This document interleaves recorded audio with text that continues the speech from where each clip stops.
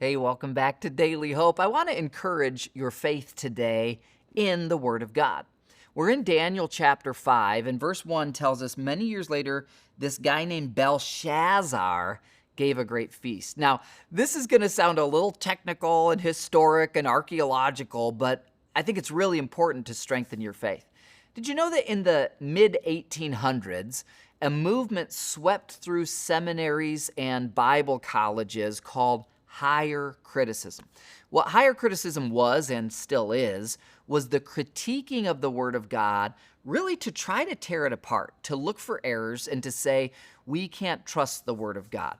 In fact, it was because of higher criticism that Christian institutions like Harvard, Yale, Princeton, Cambridge, Oxford, all of the top 10 universities in the world, which were all started as Christian universities. You can look that up.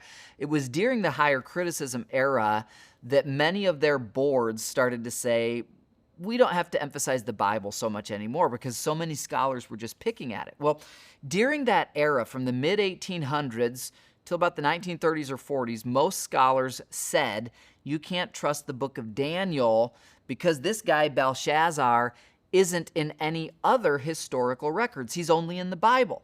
The other records talk about a guy named Nabonidus. Nabonidus was the last king of Babylon before it fell to the Medo-Persian Empire.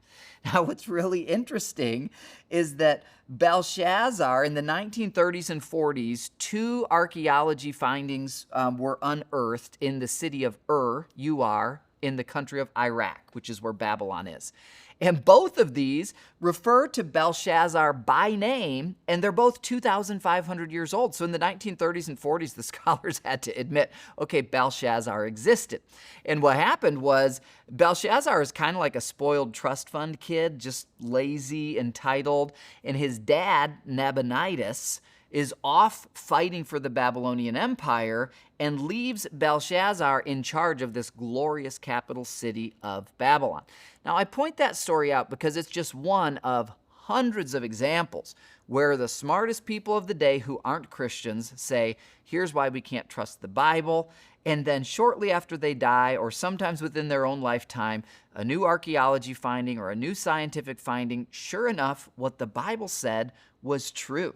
This guy, Belshazzar, absolutely lived. He's recorded all outside of the Bible as well as here in the book of Daniel. Let's pick up on this tomorrow, but today, let God strengthen your faith in the Word of God. It's historically reliable, but far more importantly, it's reliable as a spiritual guide to connect you to God.